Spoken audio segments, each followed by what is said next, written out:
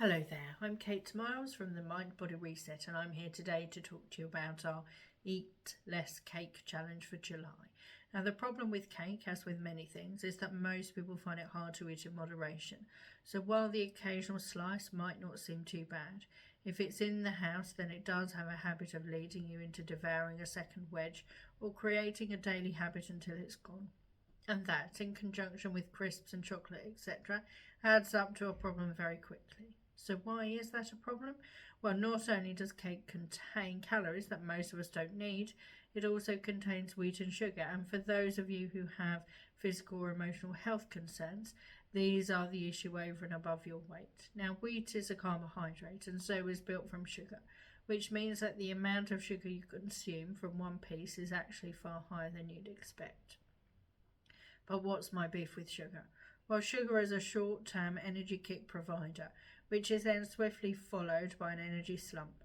This slump is a real problem because the slump encourages you to eat more sugar as a pick-me-up, especially as your brain is hardwired to take on board as many high energy calories as possible, just in case you hit a famine one day, which of course is generally a very unlikely prospect for most of us.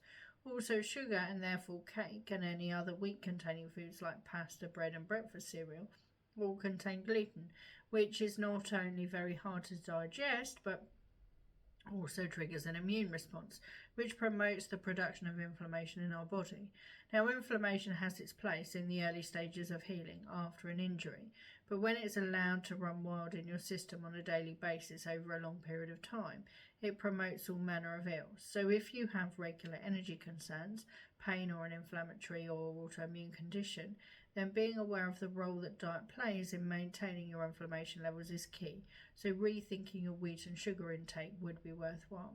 As with everything though, if you want to stop, don't go cold turkey. Wean yourself off gradually so that you minimize any side effects and increase your chances of success.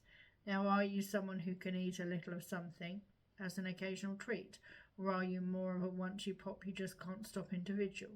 If you are unusually immune to the call of that cake you've hidden in the kitchen, you are generally well, then by all means have an occasional indulgence. But if you know that once you start it will keep on calling to you, then you'll be much better off buying an individual slice or, for preference, going without.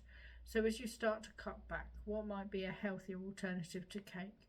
Try not to just replace it with other snacks of concern. Allergies allow you'd be better off having some porridge, gluten-free granola, nuts or fruit instead, or even an apple spread with natural peanut butter. Now, have you ever tried frozen grapes?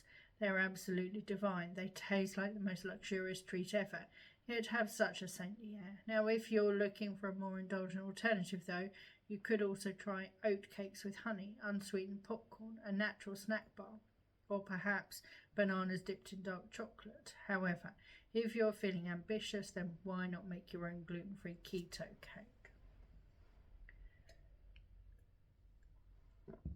Now, I wouldn't recommend the keto diet in general as it triggers numerous concerns and side effects, but they have some creative takes on our favourite treats. Almond flour is key, but if that's difficult to get, then ground almonds are just as good for baking. Coconut flour is also another option to consider, but don't fall into the trap of buying regular gluten-free flour too often. It's okay here and there, but it's highly processed, doesn't behave like normal flour, and still contains more carbohydrates and therefore sugar than you'd expect. You can use apple juice as a sweetener, or there is such a thing as sugar made from coconut. It's still sugar, but less problematic. Don't go there with artificial sweeteners though, other than perhaps stevia. They are highly processed and treated by the body just like sugar, so they may be even worse for you. You can add cinnamon or vanilla as well as fruit, nuts, seeds or dark chocolate to customize your cake experience. So in the spirit of moderation, I encourage you to start with reducing your cake intake, top up with a few alternatives, and then ideally as we move forward through the challenges, don't put cake back on your diet regularly. As you start to cut out next month's point of concern, try to use these challenges like a positive accumulator. So each month you maintain your existing changes and then carefully start to erase the next item on my monthly challenge hit list so that your health starts to gradually improve. And as a consequence, you also start to notice positive changes in how you feel. Thank you for watching. I hope you found that useful. Bye bye.